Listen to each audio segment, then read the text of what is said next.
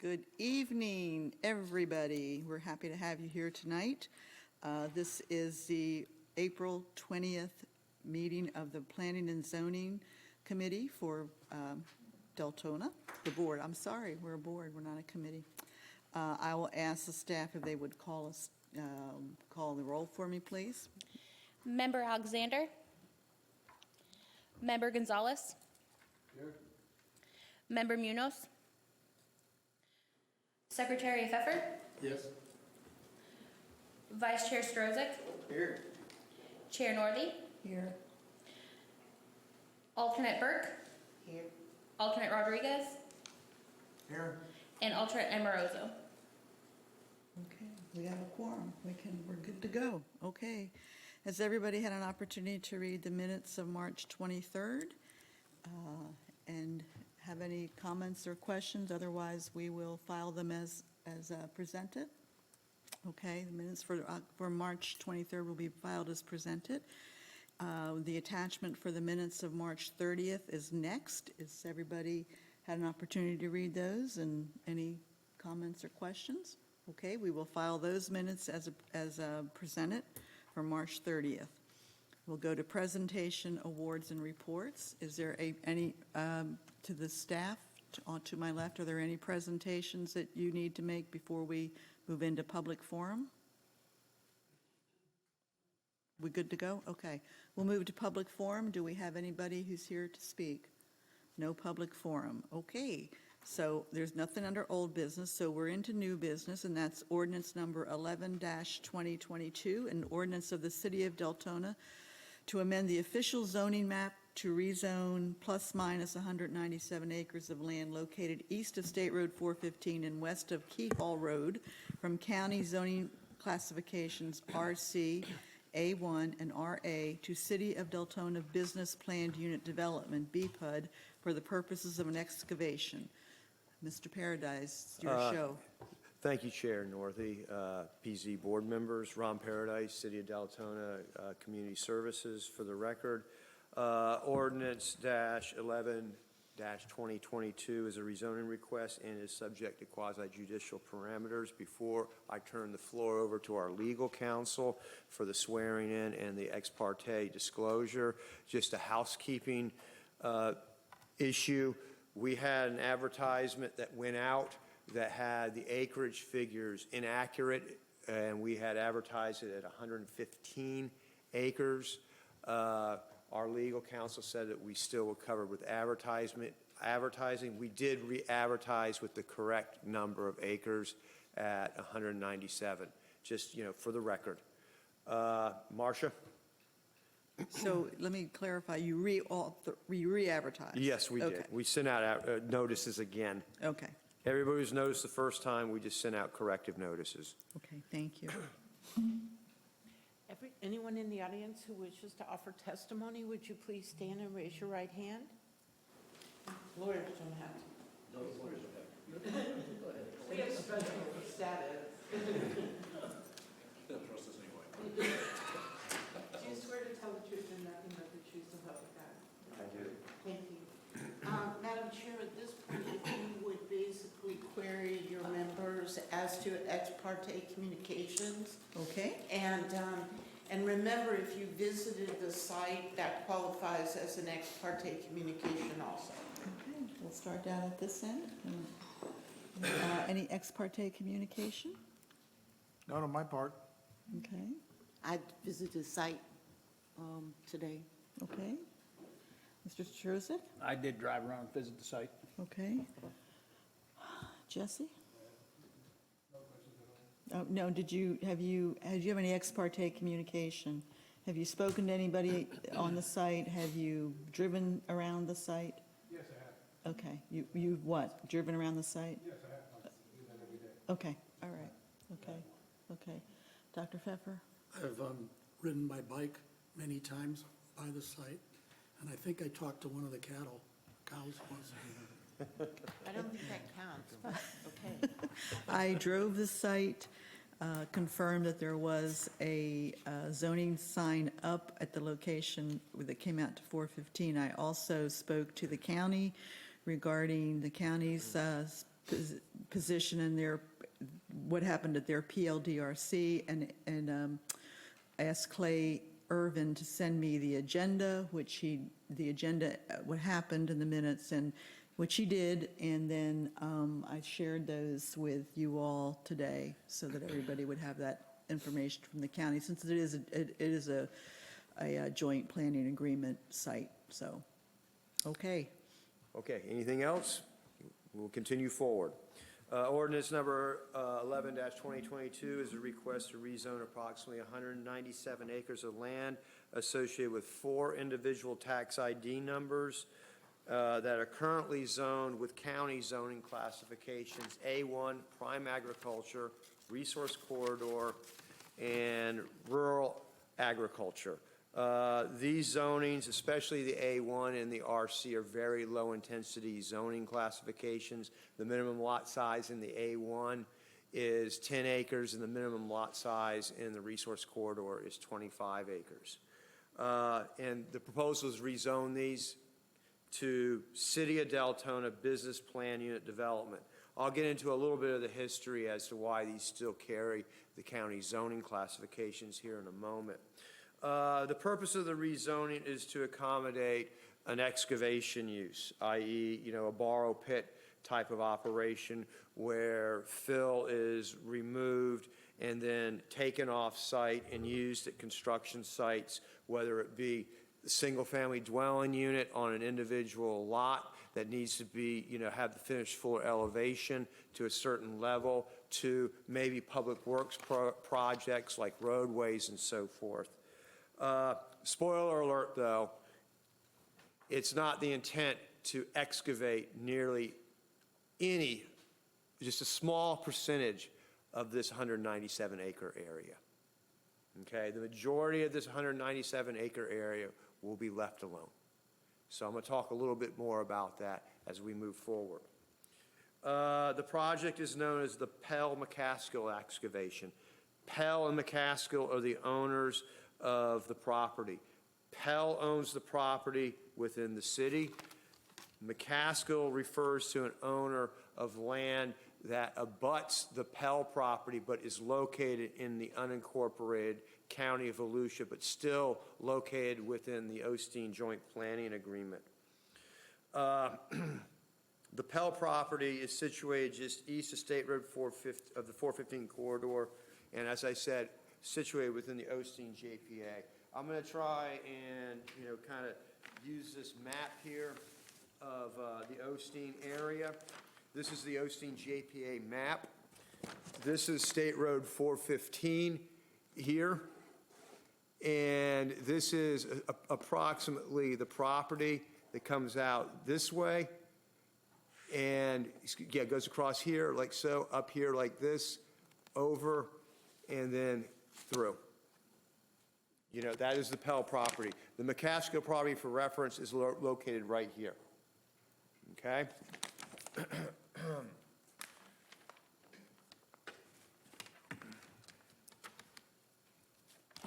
The JPA requires most land development proposals to be processed as a plan unit development. That is part of the city's Osteen JPA requirement. Hence, the business plan unit development rezoning request. The county did approve an excavation use on the abutting McCaskill property in late 2021. The county did condition the excavation on the McCaskill property commencing only if the city approves this BPUD, because basically the fill and the hauling are going to come across the Pell property and access State Road 415. And also, and it was also done in the spirit of intergovernmental cooperation, since it is a JPA and we do coordinate together. As has been mentioned, the property still has a county zoning classification. This is because after the city annexed this property in about 2005, the city did not ever change the zoning classifications. And according to state law, those zoning classifications continue on within an incorporated area. The city did in 2009 in conjunction with the county, amend its future land use map to facilitate the creation of the Osteen JPA. So the underlying land use has changed, just the zoning has never changed. As has been mentioned, the excavation will involve the removal of over 1.2 million cubic yards of fill, both from the Pell and the McCaskill sites. Only about 413,000 of that, cubic yards of that fill will come from the Pell property or within the jurisdictional limits of the city of Deltona. And after that fill is removed, it'll yield about 11.5 acres of lakes. So we're talking about a small area confined basically to an upland area in the northeastern section of the Pell property. This is well removed from State Road 415 and located in a very remote and rural area of the city. The excavation use is expected to have a lifespan of 5 years. So once they commence, after 5 years, the site, the use will be, the lifespan will have ended and the use will be reclaimed. And with regard to that, all the hauling of the fill will, from both the Pell and McCaskill properties, come across the incorporated area, the Pell property, and be hauled by dump trucks. Access will be at State Road 415 with a driveway cut located about 1,200 linear feet northward from the intersection of State Road 415 and Doyle Road. There's anticipation the project will generate about 400 heavy truck trips a day. The trucks will disperse on State Road 415 with about 70% of the trips going north. There is anticipation that the majority of that 70% going north will probably have destinations somewhere in East Volusia. There is also a possibility and a high probability some of those trucks will come down Howland Boulevard and disperse throughout the community to supply fill needs for construction activities within the city. The remaining 30% are anticipated to go south on State Road 415, with 10% heading west on Doyle Road. The remaining 20% are probably going to continue outside of the county on the 415 corridor. To ensure safe truck ingress and egress, a temporary median cut at State Road 415 has been secured. The median cut will be restored when the use is sunset after the 5-year lifespan has ended. The median cut will allow trucks to make more controlled left-hand movements in and out of the site and have enough room to ensure that at least one truck can have sanctuary outside of a State Road 415 corridor as it's waiting to complete that full left-hand movement. The city road network, including State Road 415, has the capacity to support this use. In addition, the access point, as described earlier, is about 1,200 feet north of the Doyle State Road 415 corridor. It has a posted speed limit of 45 miles an hour, and the sight lines are unobstructed. It's a straight segment of State Road 415. The hours of operation will be limited from 6 a.m. to 5 p.m. No operation on Saturday, Sunday, or federal holidays. This implies that the operation will not conflict with the PM peak, which most of the traffic in that area in the PM peak will be heading north. You know, coming from destinations, Seminole County and so forth, coming back to Deltona. It's not going to be open on the weekends, so it's not going to conflict with beach traffic either. I guess we're all happy about that. The area being excavated, as I said earlier, is remote. It's well removed from State Road 415. There are 2 rural home sites in the vicinity.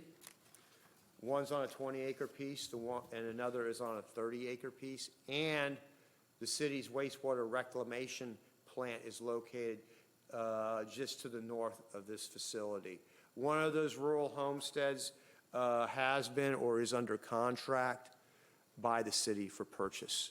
And the intent is that that property would maybe, no guarantees expressed or implied, be used for a training service, a center for first responders. The majority of the site, over 130 acres, is wetlands. And one of the wetlands areas is a large system of local and county importance known as the savanna. It's a large herbaceous system that drains to the north and eventually outfalls to the Deep Creek system outside the jurisdictional limits of the city of Deltona. None of the savanna area will be impacted by this excavation. There will be 0.69 acre of wetlands impacted that is associated with facilitating or improving an existing at-grade trail to ensure that there's all-weather access for the operation. And that area will be appropriately permitted and mitigated. After reclamation, development options of the site will be extremely limited. And basically, they will represent passive, low-intensity uses like agriculture, cattle grazing, recreational uses like hunting and fishing, perhaps. There will be really very little upland available, and whatever upland is left will be of limited utility to support something like a residential subdivision of any significant density. Basically, what I'm trying to say here is this use gets approved. This use goes through its lifespan of 5 years, and what we'll have is a remaining area that will be, pretty much ineligible for any type of urban or suburban type of development. It'll either be wetland, too constrained, or it'll be open water lakes, which, according to the city's code, do not count for density purposes.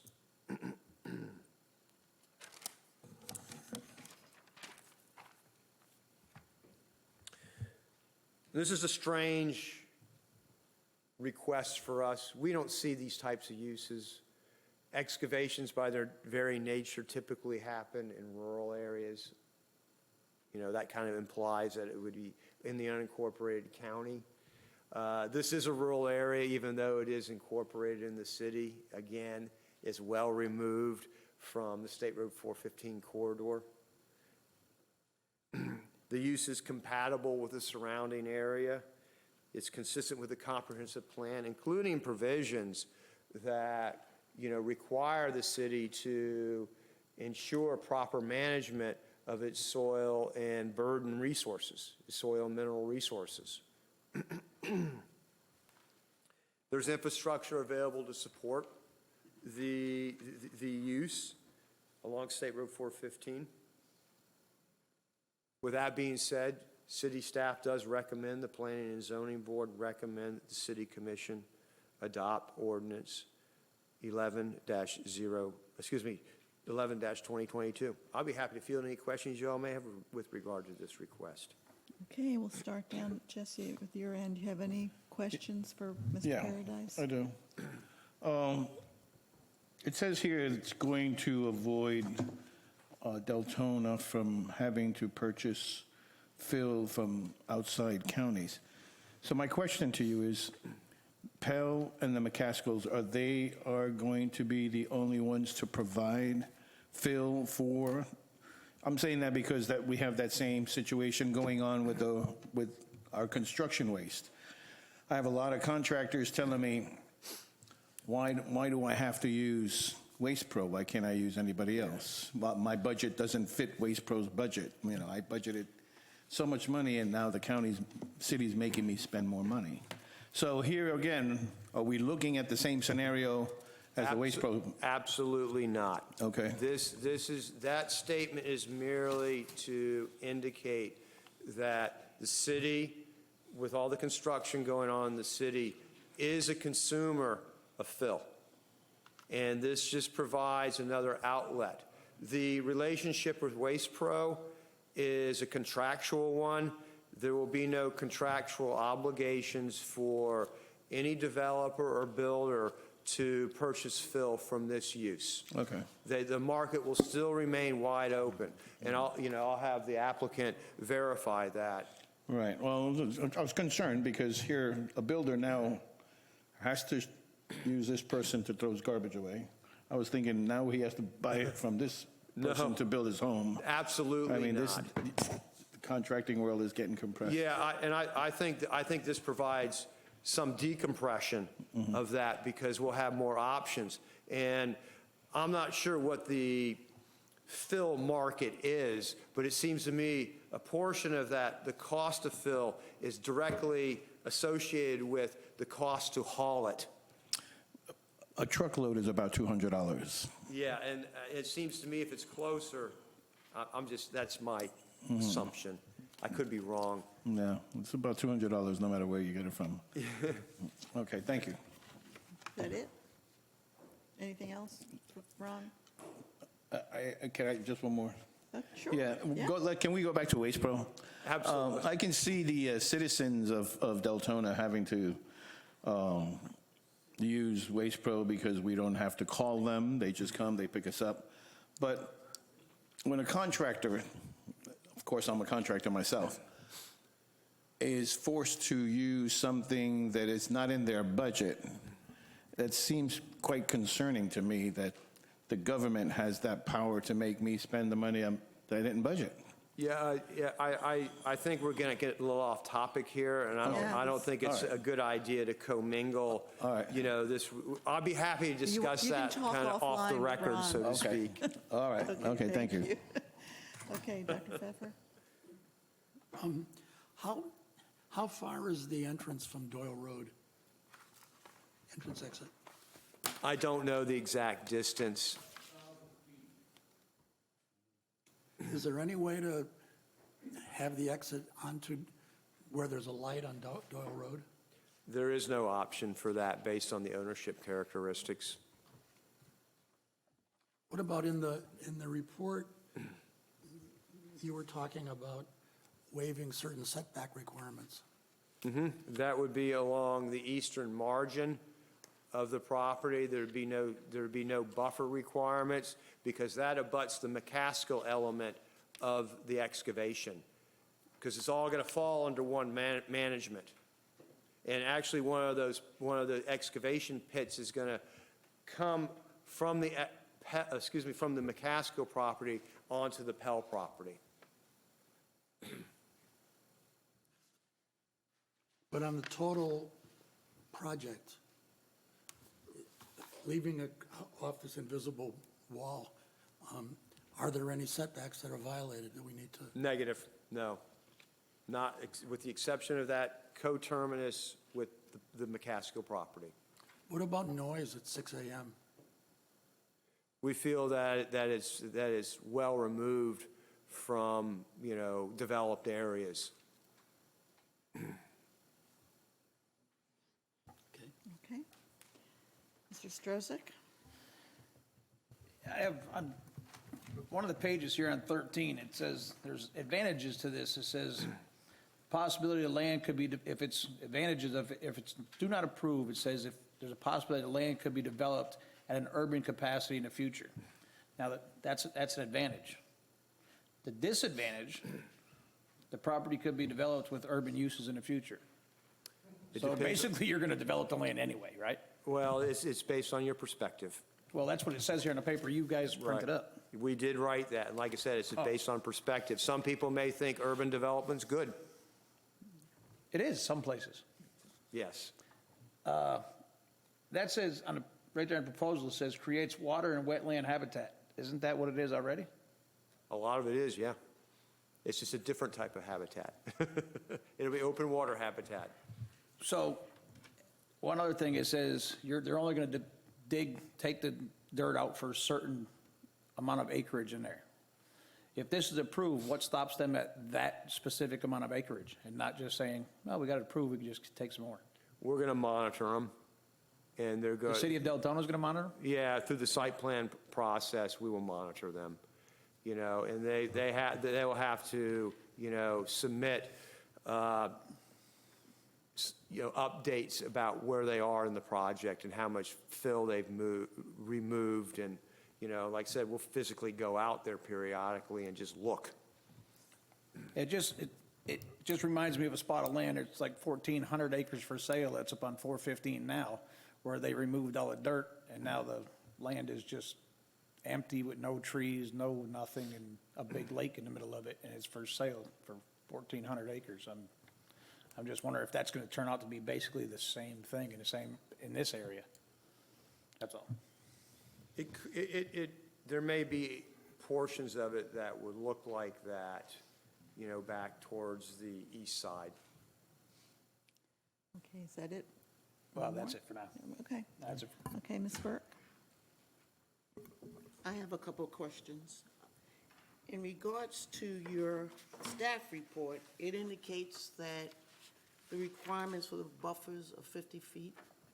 But yet in the county, they talk about the Austin Joint Plan having an average of 100 feet with no one exception of 50.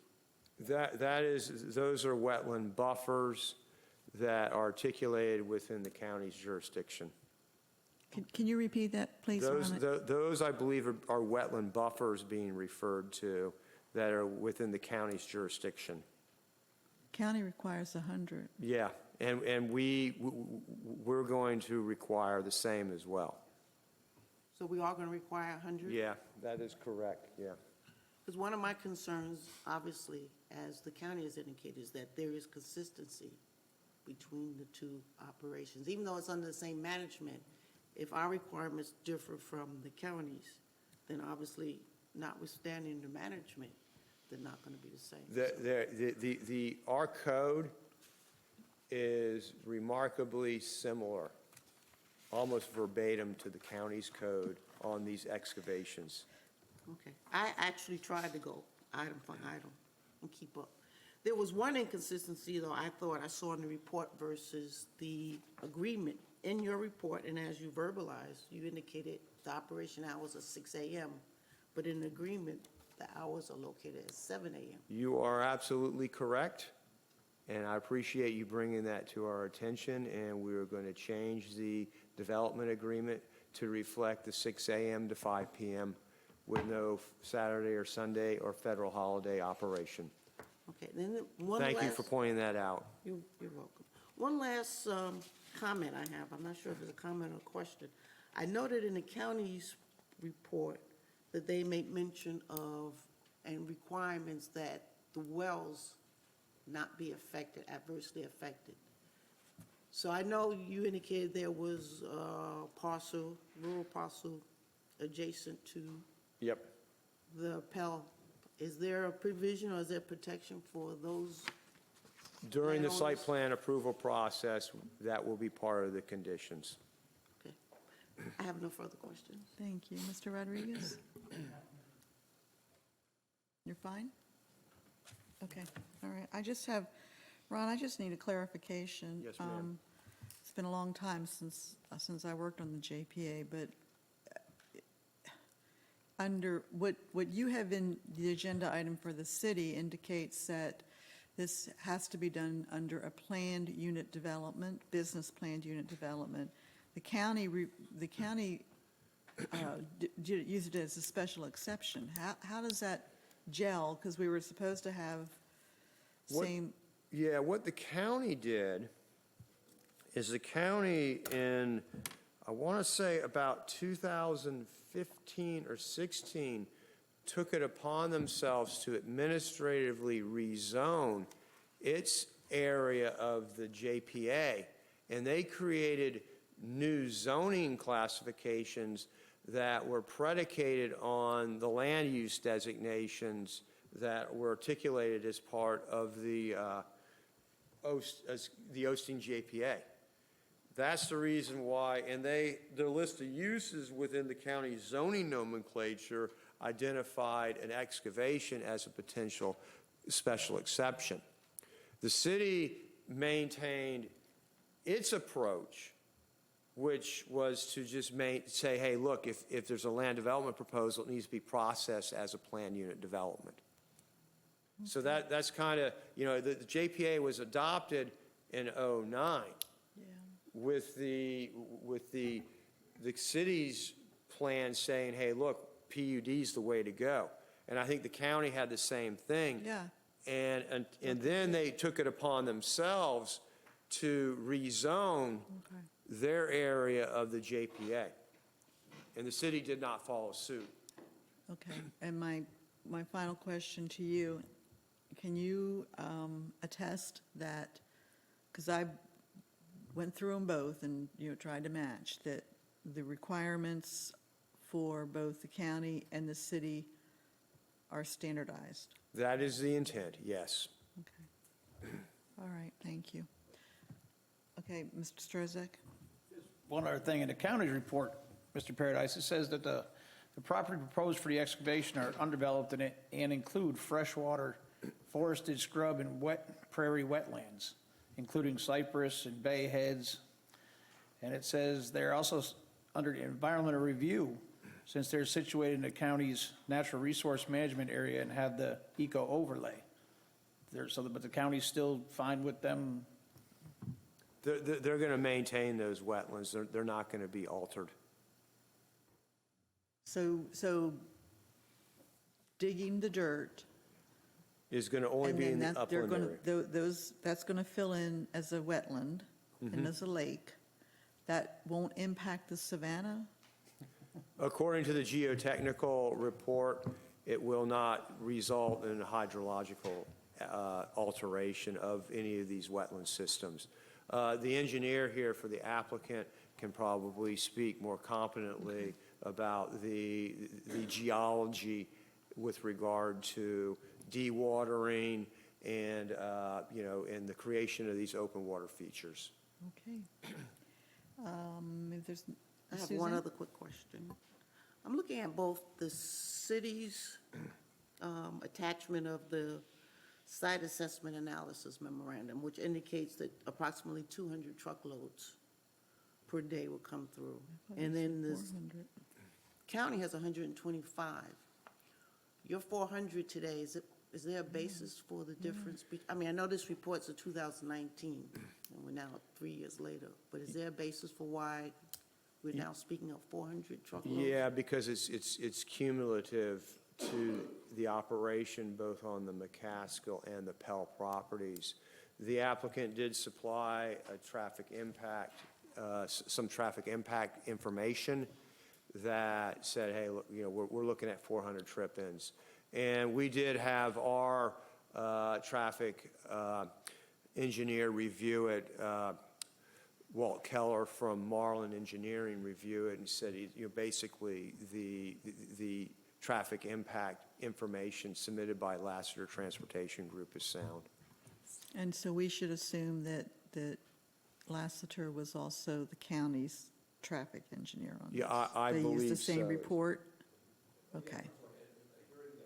Okay. Okay. So we anticipate any increase of that 400 at a subsequent No. time? And it's going to be capped at 4:40 p.m. and 40 a.m. peak, a.m. and p.m. peak movements, 10% of the 400. There's going to be a traffic cap on it. Okay. Mr. Rodriguez, did you have a question? Yes, I have a question. Actually, it's more of asking some clarification and education about the advantages according to the city. One is the property in the future will not be eligible for urban development, thus perpetuating the rural characters of East Austin area. Can you give me a number for future? Because the future, is that in perpetuity, or is this something that we envision what the future would be, or how far into the future are we looking at? I think it would be into the foreseeable future. It would not be eligible for development, just based on the environmental character of the majority of this property, and the fact that the areas that could be developed, are going to be turned into, for the most part, not all of them, but for the most part, open water features. Okay, thank you. I mean, never can say never, because, never's a long time. I apologize, because I have another question. Oh, I read that's somewhere fine. again That's in what we're here here to ask, is questions. is that, after the project's finished, maybe that we can turn some of the land into usage of a natural resource. It was also noted that it's private land and it's a public purpose. Is there anywhere, and the subject to negotiations, is there any way we could twist arms before we start the project as opposed to waiting till after we start the project to get some commitment as to public use of that land? I think that they have agreed to contemplate public uses on this property, but, it is private property. And I'm not sure what their disposition is, but, I think that if it's private property and there's an intent to convert it to public use, you would think that it would be appropriate for there to be some sort of, compensation or some sort of valuable consideration, I guess is a better way of putting Ms. it. Burke, that might be a question appropriate for the applicant when they come up. Understand. Okay, is there other question? It's not about Waste Pro, is it, Jesse? All right, so what did you say the cubic yards that were going to be removed from that location were? From the entire operation, over 1.2 million cubic yards. From Okay. the city area, about 413,000 cubic yards. Okay, yeah. And, I mean, did I hear correctly that we're having 400 loads going in and out daily? Per day, yes, sir, you did. Per day. So that would be in an 8-hour day? That's correct, yes. All right, so you're looking at Actually, 45, I think it's a 24-hour day, actually. 24? Yeah, I think Okay. that's how it works in traffic world. But really, realistically, the hours of operation are limited from 6 to 5. Right. So it's not really 400 a day. It could be. It could be, so that would be, you would have 50 trucks an hour entering in and out of 415. Seems like a lot, doesn't It it? seems like a lot. It does, it does. And at 400 trucks an hour times 5 years, you're looking at 6.5 million cubic yards, not 1 cubic yard. Well, I think it's coming and going, so they're going to be empty when they come back. Right. But you're going to be removing from there. You're saying that we were only going to remove 1.5 Half to the 2. trips will be coming out with full, and then the other half will be coming in empty. Okay. Okay, I'll leave it there. Thank you. Okay, thank you. Okay, thank you, Ron. We will ask the applicant if they have a presentation to make or a question. Of course you do, Mr. Storage. Well, first of all, so for the record, my name is Glenn Storage, and I represent both the McCaskills and the Pells, Janet Pell in this case. And I've got to tell you, I got to really express my appreciation.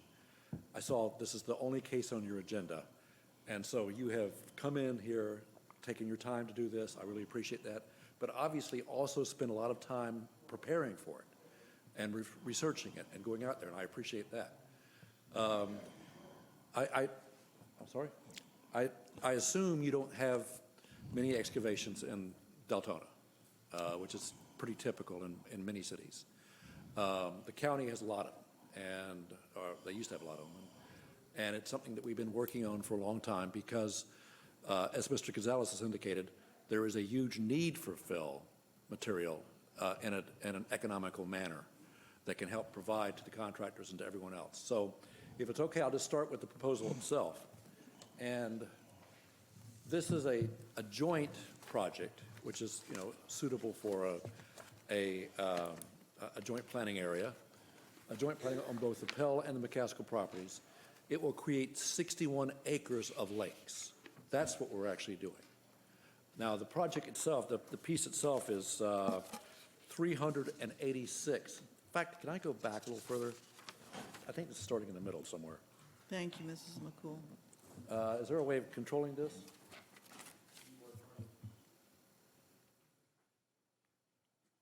And I'm not the tech genius, trust me. No, I can affirm that.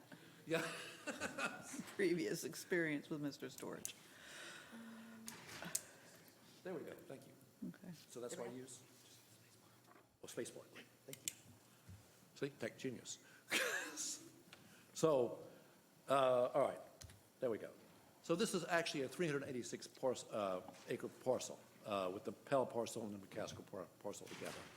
We looked at the idea, as a matter of fact, of annexing into a single jurisdiction because it would be easy. Yes, Mr. Rodriguez? Is that a hand? No? Okay, I'm sorry. Okay. So, there was concerns, from a lot of, from Osteen or whoever else, that, if you annex into Deltona, that there may be some issues, so fine. We went ahead and did this much more difficult situation where we do 2 actual hearings for the same project. But the reason Excuse me, why... Mr. Storage, can I stop you there and ask you about that annexation? Was that a decision made by the property owners based on previous concerns about Deltona and? No. Okay. No, not at all. In fact, we were looking at that. There was concern regarding the potential reaction from the public if we attempted to annex, because there was a concern they might think we're trying to create some kind of... Okay, did you do a public meeting? Was there a No, public? no. Okay. This right. was just in private discussions with staff and in both the county and the city. So we decided we would do this, because this has been 2 years. I've been at this for 2 years trying to pull this together, and you're wondering why your field costs more. So this has been a situation where we have a piece of property that's perfect. It is all pasture, so it's not like we're taking out a bunch of trees. We're not impacting wetlands. I guess there's one small area of wetlands that may be part of where the existing road is. That's it. But we're not impacting any wetland system whatsoever. And so this seemed like an ideal location for fill. It was away from homes. It was away from neighborhoods. We could do it in such a way where it would cause little or no impact to traffic. All the things you're looking for when you're trying to find an excavation location. And it was near a major community, which would have a need for the fill. So that was the other issue. So in this case, we looked at the zoning requirements, and as Ron has indicated, part of the problem is you have different requirements. The county has a lot of experience with excavations and what they're looking for in their excavations. So all those conditions were placed into their special exception. But they didn't do a PUD. They do a special exception with theirs. And then I had to do a variance with the county as well, because this is a single lake. Most of this is a big single lake, part of it on Pell property and part of it on the McCaskill property. So part of it in Deltona and part of it in Volusia County. And the idea was that lake was supposed to meet and be part of a single lake. The ordinances, bless their hearts, had us required to put a big buffer area along the borders of Deltona and along the borders of Volusia County. So I would have had to put a big road or something in the middle of the lake. And that didn't make any sense. So that's why we had to do a variance for the buffer requirement in Volusia County, which they granted. And that's why And that was on the Deltona border. that's right. That's And where that's, they're and that's why we're asking for the waiver from the setback on this side so the lake can connect. That's all we're asking for. We're not asking for any other setback variances. All the other setbacks are required. So next, let's see here. And I just pushed the space button. Boy, this is easy. Next, what we're looking for, like I say, is that we're looking for 3 goals. One, it provides fill material, and that is absolutely required. A lot of the fill pits that we presently have, they're gone. The one that you were talking about on 415, and by the way, that was mostly all in pasture as well. There wasn't any real trees that were taken out for that site. It was all in pasture, and now it's lakes and pasture as opposed to just pasture. So, but for instance, in that one, same thing. When those lakes went in, all the density that was allowed previously on that land were removed because it's now a lake. So we're looking to provide fill material that are necessary for Volusia County and for Deltona and everyone else. Roads are a major concern right now, without having to import it from other counties. We are actually having to import fill material right now from Lake County and from other counties, from Sonoma County too. So that means not only is the cost driven up, because that's where most of your costs are in fill material. You start with the fill material itself, which would be at the site. But most of the cost of fill is based on the distance required to truck it. It's that simple. So if you're closer, if you have a fill source closer to your construction site, it will be cheaper. And that's why the idea that you're having to do this from Lake County or from Seminole County is causing astronomical cost increases for fill, for everything that we're building, because everything has to be above the floodplain. And on top of that, you're also impacting the road systems, because the longer you drive on those roads, the more impact it is to the roads. The less you drive on the roads, the less you impact the roads. So that's why we try to find these field sites closer to actual urban areas.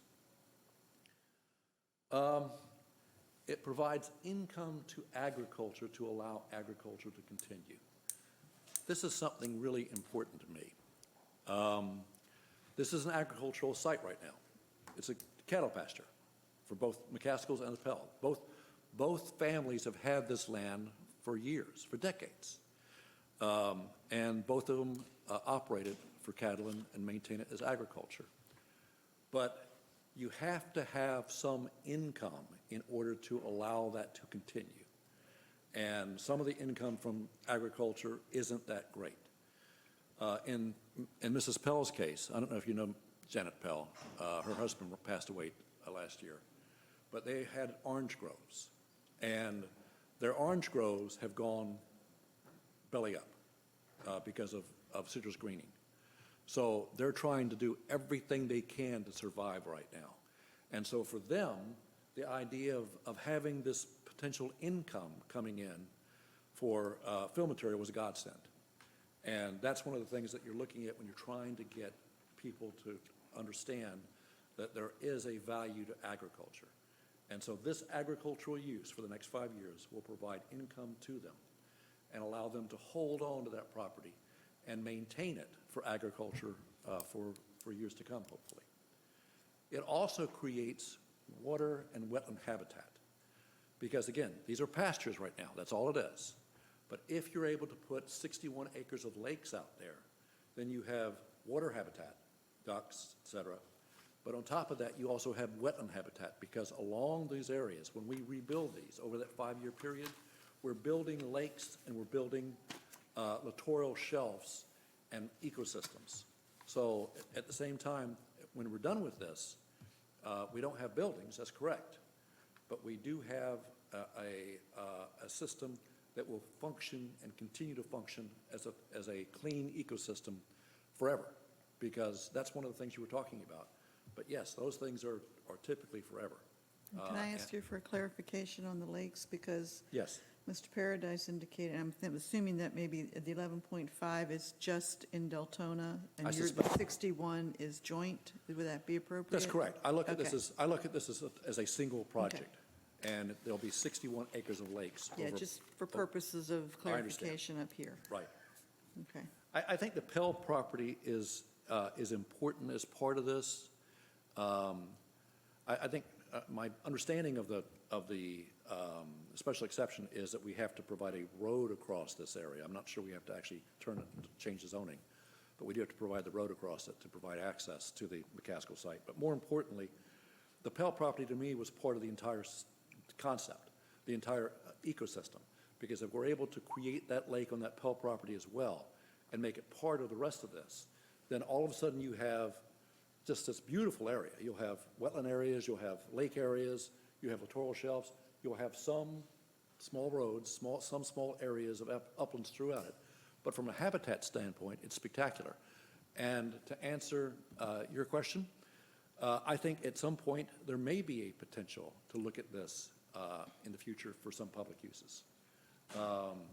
If you know, I mean, as you recall, right now, the city has got a lot of public uses north of this, all right? Below this area, there ultimately will be the Maytown-Doyle connection. And I don't know if you know about that, but there will ultimately be a connection between I-95 and I-4. And the county has already approved the basic framework to allow for a connection between Doyle and Maytown and the route for that. That route goes right below this area. And so at some point, something will go there. And so this being from a planning standpoint, this is what I think of, this being that terrific buffer area between what could be there below the road and what could be there below the city makes a lot of sense from a planning standpoint. So there's other uses, other advantages to this as well. Are you Again, going to go through every one of these pages, Mr. Storch? I beg your pardon? Are you going through every one of these pages? that's the idea. Okay, so Keep on going. keep on going. Yes, ma'am. All right. So next one. I just know you well. I know you can talk. I'm the only one on the agenda. I know, I know. So the bottom line, and again, if anybody has any questions during this, I don't have a problem with, I'm not going to be thrown off balance. If you want to ask a question if you see something you need to ask. Please direct it to the chair if you're interested in asking a question, so we can. Madam Chair, I have a few questions. You have a question now Yes. on what the presentation is? Yes. Okay. Go ahead, Mr. Rodriguez. You mentioned a little bit earlier about the only thing you're asking for is to removal of the setbacks. Yes, That's from the city of Deltona. That's the only thing you're looking for. that's the only waiver, I believe, yes. Okay. You also mentioned something about that the impact of the roads by having less travel time to the job site will be less damaging to the road. Right. That don't make sense to me at all. You know, truck will Well, travel. the reason why is because, like I say, if I have a big truck full of fill and it comes from Lake County, then you're driving literally 20, 25 miles to a site. Whereas if I have a truck coming from this site to the same location, which could be very close to this, it could be 2 miles. So it's 20 miles of road impacts versus 2 miles of road And impacts. that'll make sense to me because the weight that you're putting on the road in this 2 miles is still the same, whether you're driving Yes. 50 miles or the 2. No, It's absolutely. still affecting my road the same way. I'm just Okay? saying it affects 20 miles of roads as opposed to 2 miles of roads. Yeah, all right, okay. That was the question. And I understand the part you say that it would provide for the Pell and McCaskills will provide income for them. How is water, of 61 acres of water is going to help agriculture is what I don't understand. It kind of what are we going to do? We're going to grow water lilies or? No. I'm just curious. No. There'll still be pasture around it. There's still sufficient room for pasture around it. And don't forget, in cattle pastures, wetlands are not a problem for cattle pastures. I mean, you can have both. You can have, the whole area will be fenced, cattle will still be there, and they'll be going through, they'll go through the entire 386 acres, except for the 61 acres. They won't go on the 61 acres because that'll be lake now. But yeah, the cattle will still be there. All right, thank you. Okay. All right, and so Okay, let me, I think we're going to let Mr. Storch complete his presentation. fair enough. I'm running the meeting, Glenn. Doing my best. All right. So, again, special exception was granted by the county. That was half of this project. City staff also recommended approval. We talked about that. It meets all technical requirements. Special exception and the city rezoning process started over 2 years ago. That's a long time to go in a process like this. It's a complicated process, but it's a long time to review and make sure everything's correct, which we've done. And don't forget, in this particular case, we've not only made sure everything's done so there's no wetland impacts, there's no impacts to the road. We've got, what I was most concerned about was an impact to Osteen, to be honest with you. And so by getting the DOT, and this was Mark, by getting the DOT to agree to allow us to have that median cut on 415 as opposed to going through Osteen, it made a huge difference. And so we thought we really, really appreciated that. All the conditions that staff has done, they should be identical to the conditions that the county has put on us, including during all the hearings. And we stipulate to the fact that they are identical and that we will agree to them. Let's see here. So this is something that's important. You know, seemed like there was a concern that Ron is going to have to follow this and make sure this is done all properly by himself. He doesn't. There is a number of different agencies and reviews as part of this process when you're doing an excavation. So in this case, we have the county, that they'll be reviewing this. I think I'm required to do this, a report once a year, if I remember correctly, an annual report. There's St. John's Water Management District. St. John's actually creates and issues the permit to allow for the excavation. All you're doing right now is the land use that would permit it. If you agree to this, then it's a land use that would allow for it, but we still have to get the St. John's permit. And the St. John's permit is extensive. Their reviews are very extensive as far as what's required. Typically, there'll be wetland monitoring. They'll be required.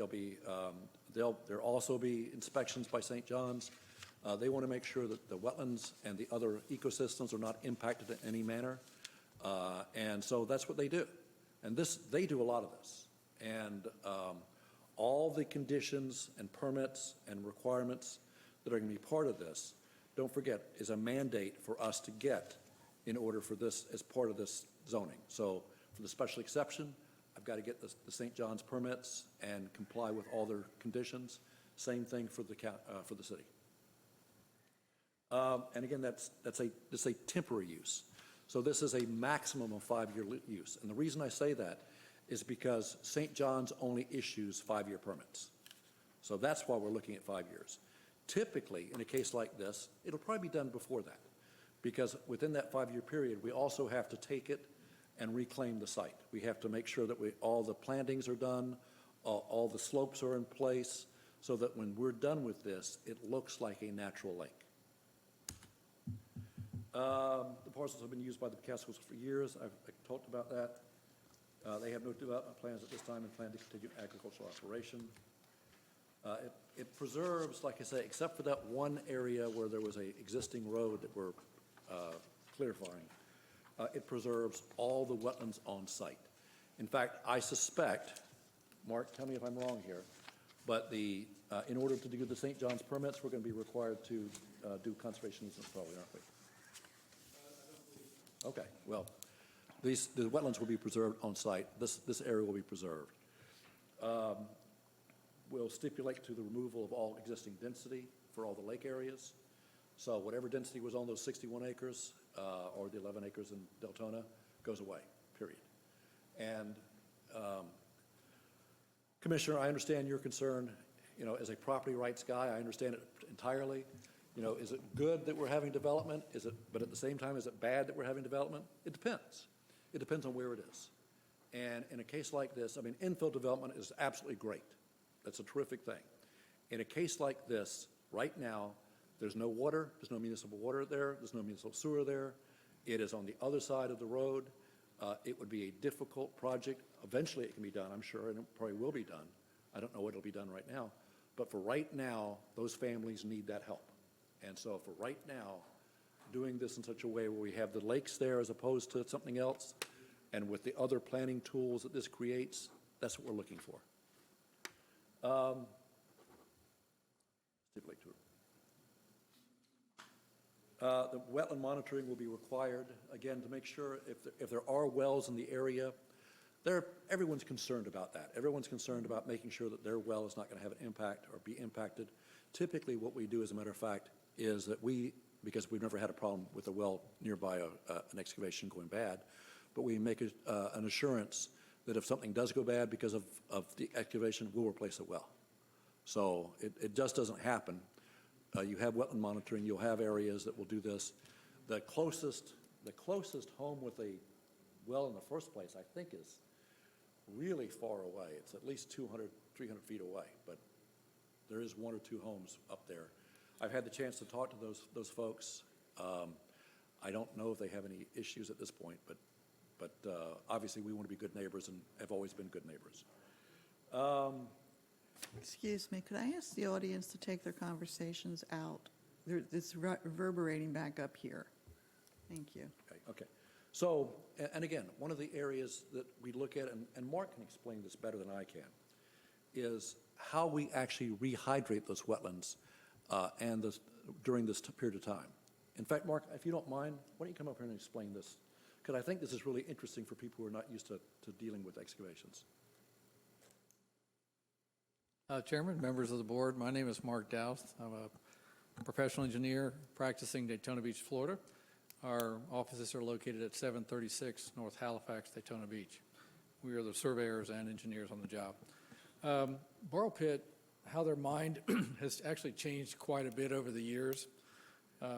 If you'll recall, years ago, you saw a lot of drag lines, you saw a lot of stockpiling, and efficiency of the excavation, especially when you're around wetlands, all hinges on how you dig them these days.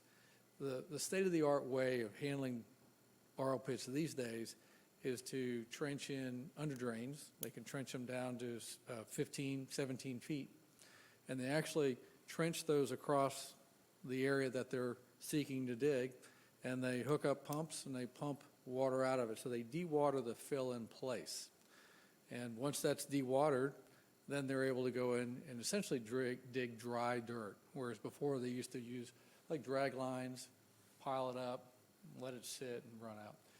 The second thing that the underdrain method does for us is the water that we pull out of the ground when we're dewatering the borrow pit is clean water. So typically what we do is we put that in a header system around the edges of the borrow pit. So if I have a wetland that's, say, 150 feet away from me, we typically put the header system along the edge of the wetland and we pump that clean water into it. So even though we're dewatering for the excavation, we're creating a protective layer of water, if you will, to protect the wetlands. St. John's has embraced this way of doing it, and many times they will actually come out and have us redirect water out in the field. But it's a lot different than trying to, take the mud out of the water and deal with that issue. So that's primarily how they're dug now. And the other thing is when they dig it like this, as they go down, because this is a 30-feet deep pit, as they go down, all the operations are in the bottom of the pit. So the material is dug, it's placed right into a truck. It doesn't have to be stockpiled, dewatered, which saves money, saves resources, and noise, because it's recessed into the ground. The other thing I just wanted to mention about having fill material where you need it, there's a lot of energy that's expended in borrow pits. The type of operation I'm talking about saves you fuel when you're actually digging the pit, and if it's located close to where you need it, you're also, not expending as much gas and diesel to transport to the site. So it's much more greener if you can distribute these in the areas where you need them. So, Okay, I'm going to stop you right there, and because you're up here, I'm going to ask, is there any questions specific to Mr. Doust that he can answer before we go back to Mr. Storch? Okay, we'll start with you, Mr. Gonzalez. Yeah, I'll make it quick. I'm going to go back to the trucks again. Sure. Is it true that, is that real, that you can really get 400 trucks out of there a day in an 8-hour period? Well, yeah, I think it is possible. It's actually 200 loads. So it's 200 loads, 200 of the trips are coming, 200 of the trips are going, but it's basically 200 loads. Okay. Yeah, I do think it's possible. All right, so that means that intersection is going to see 400 trucks. That's 50 transitions an hour, whether coming in or going out. Well, no, we're operating from 6 to 5. Wait, 8 hours, right? Well, 6 to 5. 6 a.m. to 5 p.m. would be, that'd be 11 All hours. right, 10 hours, okay. All right, so 11 hours, then you have 200 trips divided by 11 hours. Comes out to Whatever about that is. 42 trucks an hour. Yeah, and you may have, they may bunch up, like in the morning, the idea is if you have the operation starting at 6, that's when trucks are rolling in, and then they come into the site, and they're loaded, and they'll, leave in bunches. Some days you may not have hardly anything. The weather may be poor, you may not have a delivery, so it varies a little bit, but that's an average. Okay, so that number is really just an average. That's just the number that you're just checking out. But I'm concerned about the traffic impact that that's going to have. That's quite a bit. I mean, if it's ever happens that there are 200, two going in, 200 in, 200 going out, there's only 60 seconds in an hour. So if you put 40, 50 trucks, you're talking about a truck every 2 seconds. Mr. Gonzalez, can I ask you to hold that thought till Okay. we get to discussion on the dais with other members? Okay. Okay? I know you're excited about that. But Yeah. I want to get through the presentation, and particularly on this issue, because Mr. Storch opened it by bringing Mark up. I want to see if there's specifically any questions on the environmental standards, particularly with regards to this particular PowerPoint piece. So do you have anything Yeah, specific? Okay. How will the project proceed? I mean, you could have one pit, then another pit, or No, six pits at once? typically what happens is we break it up into cells, and there's a couple of reasons for that. Let's say we start, and we're next to a wetland. We may have a cell that's a certain size. We pump that cell down so we can excavate it, and then we move on to a neighboring cell. Well, when we pump that second cell down, we use that water to fill up the first cell. So the strategy is minimize your pumping, restore the hydro periods and water levels as quickly as you can. And it also, the smaller the area you dewater at a time, the less pump energy you need, because as you're pumping, that water, you have to keep pumping. So the smaller the area we control at a time, the more efficient it is, the less fuel we use. It just works out all better all the way around. So we typically do cells, so piece at a time. How do you protect the site against it rains and you now have a much larger wetlands? Well, the good thing about borrow pits is you have all this capacity. So normally, in the old days where you saw where they dug them wet, you could have a problem where you have a large rainfall, and next thing you know, it exceeds the capacity, you break berms and all that kind of stuff. But when you dewater them like this, and you're creating volume. So typically, the rain that falls on it doesn't leave during the operation. Doesn't leave mud? No, it stays in the hole. So if you have, let's say I'm 15 feet down, I basically have 15 feet for, of storage for water to go. And a typical rainfall, even a 100-year storm, is 11 inches of rainfall in a 24-hour period. You can simply take that on the site and it stays in the excavation. So we don't have a problem. Now, again, if I had dug it as a wet, the old clamshell type with a wet pond, then you had a bigger issue to deal with when it came to rainfall. Okay, thank you. Okay. You're welcome. Mr. Strozek? In one of the county reports, it says you're going to be digging in 3 phases. That's what it's looking like right now. We'd probably dig in 3 phases. We may actually break that up into more phases. It depends. We have to do a pumping plan and a drainage plan, and all this goes through the Water Management District. There's an environmental resource permit and also what they call a consumptive use permit.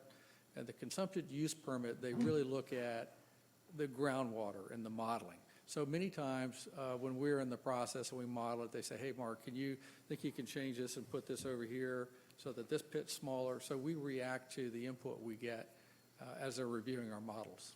So on some of the things for when Universal Engineering came out and did it, it says some of the water in different places was 1.5 foot underground, some of it was up to 6 feet underground. That's You're correct. going to dewater all that area using rim ditches and sock drains? Yeah, part of it depends where you are on the site. Obviously, if you went into a wetland, which are the areas we're not disturbing, if you went into those areas, that water would probably be close to the ground surface.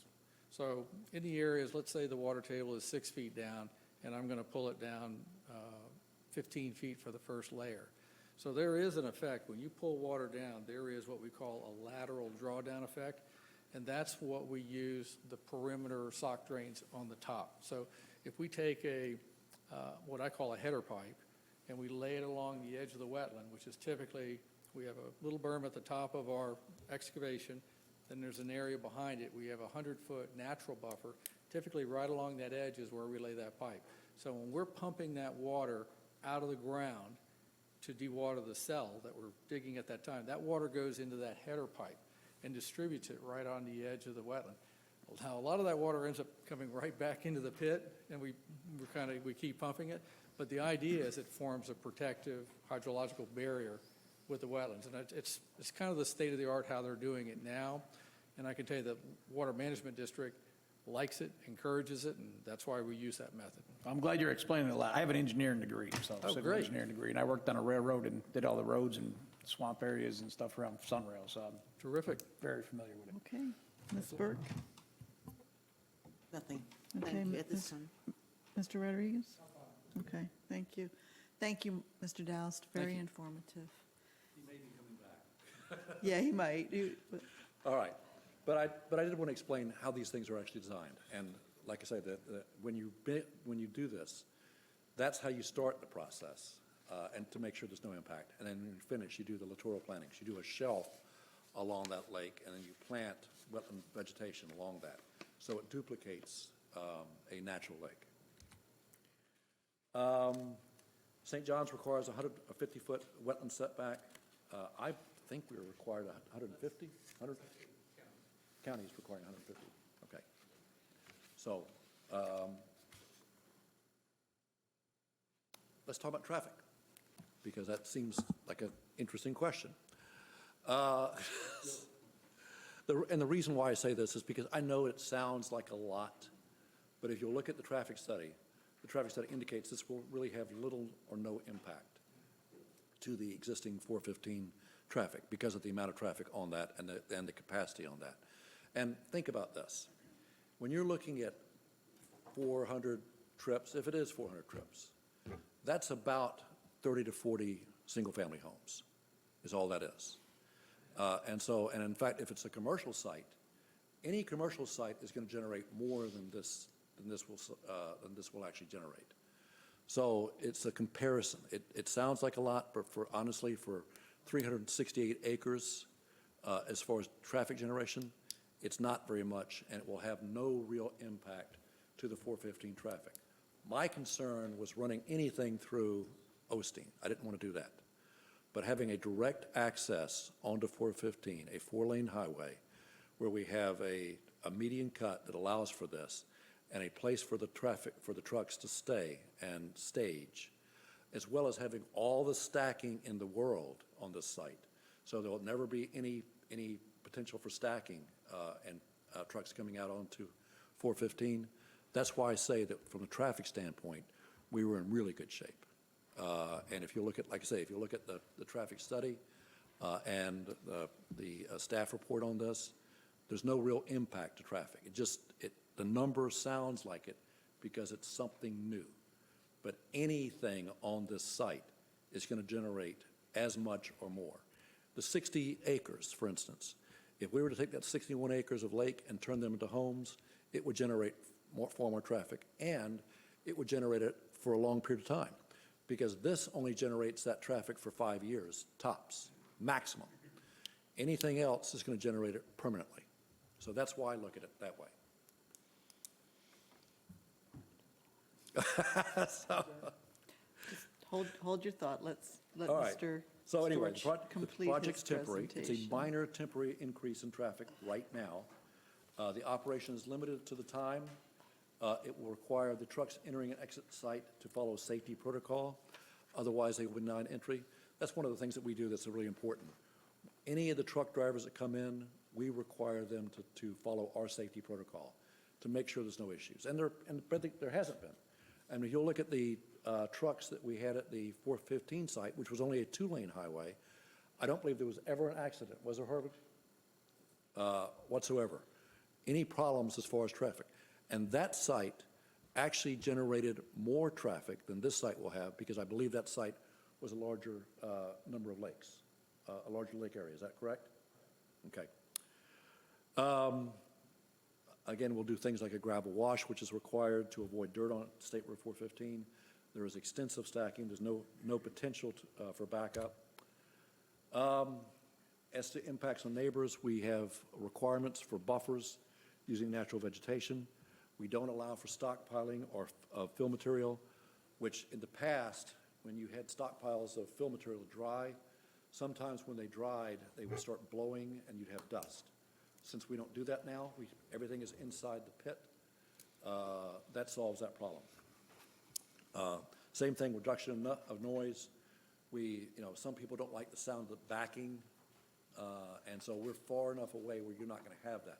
We have no impact to any of the neighbors that we can tell.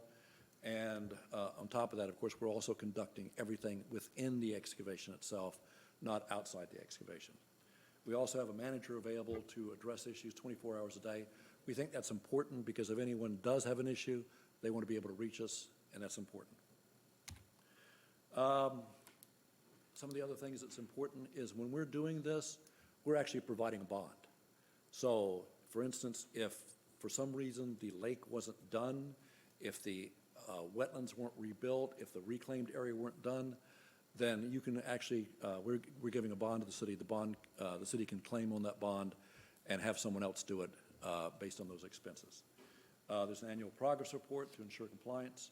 Again, we must ensure compliance with St. John's. Is this in the public interest? It provides jobs. It obviously allows construction projects to continue. It's provided for in the county comprehensive plan as an area that's appropriate for this. Lakes will reduce the permitted density, which again that's a question of whether it's a good thing or a bad thing, but I think in this case it's a good thing. It preserves the rural character of this area and creates environmental habitats, and also again creates this buffer between whatever Osteen is and anything else. We'll meet all requirements. We'll be required to meet all state, federal, and permits as required, including especially the St. John's Water Management District permit. Again, please look at that technical memorandum from LTG that indicates that the low trip generation will have no significant impacts on State Road 415 or the surrounding roadways. I think that's really important, but I'd love to talk about it more if there's ways we can work out better ways to do it. The city has further mandated that we only have maximum traffic. We have a maximum traffic number of trips during peak hours to also help reduce the impacts. Again, one of the things that's important to us is taking out the peak times. So weekends, no, because you know how weekend traffic is going to the beach. Nothing on the weekends whatsoever. Nothing on holidays, again, and only these hours that are allowed.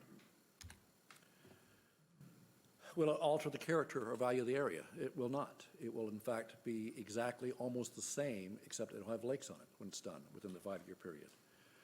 It will remove previously entitled density. It will enhance the character of the area with the lakes and the additional environmental habitat that we're creating.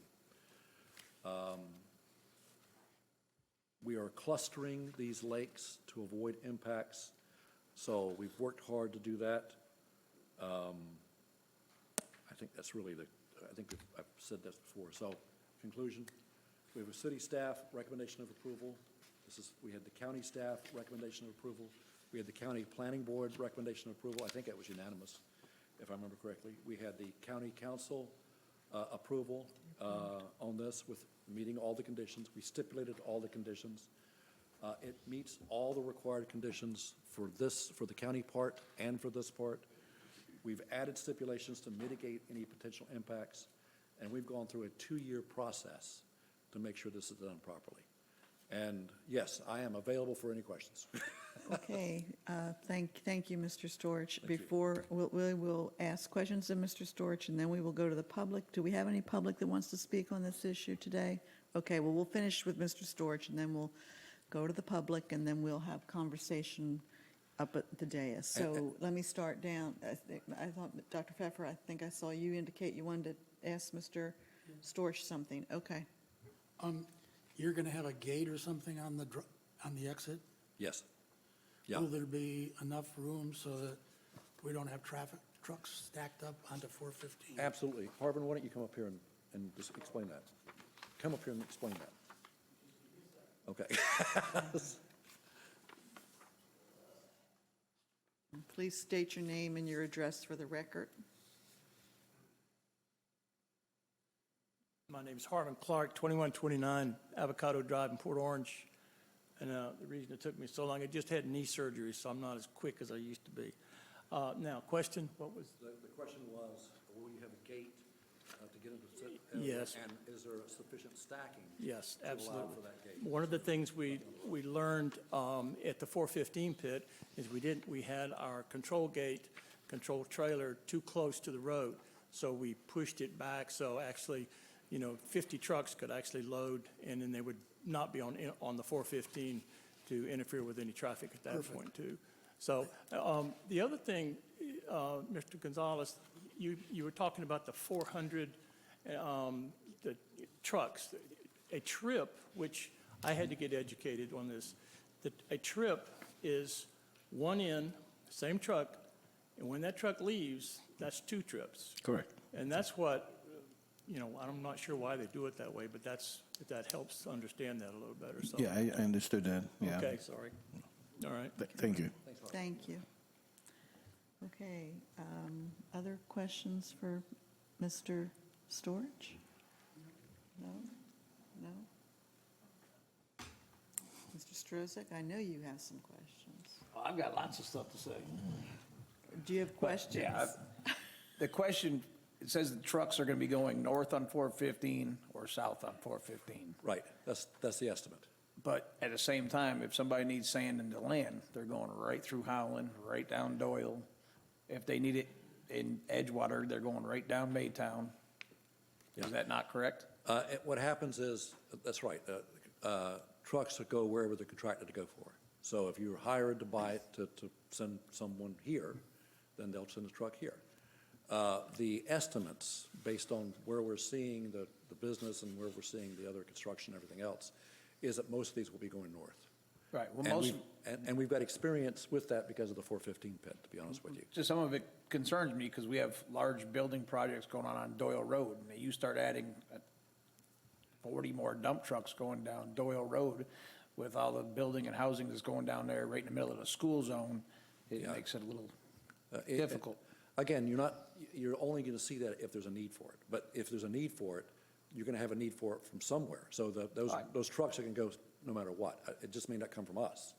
It may come from Lake County or Seminole County or some other place. Well, you're right, it might come from Lake County or Seminole County, but it won't be going through that building area next to that school zone going through there because the sand's coming from over the other side. And here's the fun part. One of the things I can do is, as I told you, we control our truckers.